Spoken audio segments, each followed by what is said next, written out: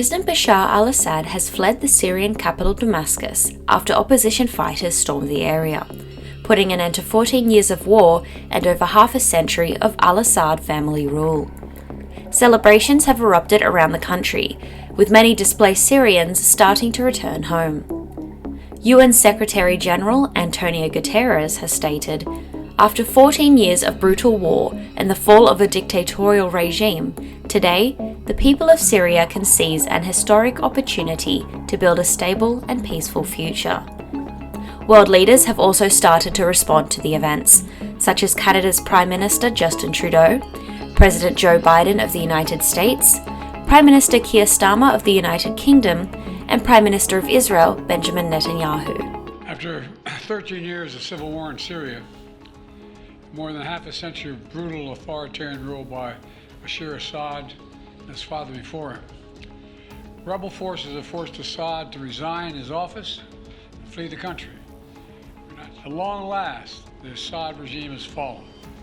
Well, it's very early days at the moment. We do need a political solution to this, and that's what we're talking to regional allies about. It is a good thing that Assad is gone, a very good thing for the Syrian people.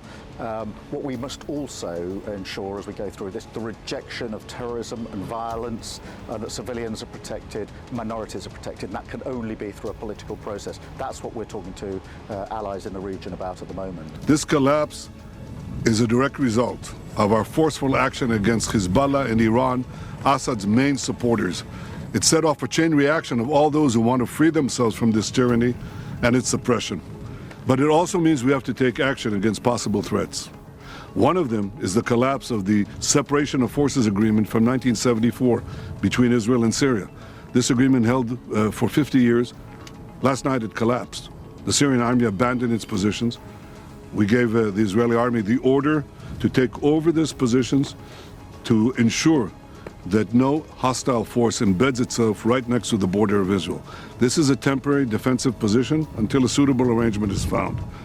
Equally, we send a hand of peace to all those beyond our border in Syria, to the Jews, to the Kurds, to the Christians, and to the Muslims who want to live in peace with Israel. We're going to follow events very carefully. If we can establish neighborly relations and a peaceful relations with the new forces emerging in Syria, that's our desire. But if we do not, we'll do whatever it takes to defend the state of Israel and the border of Israel.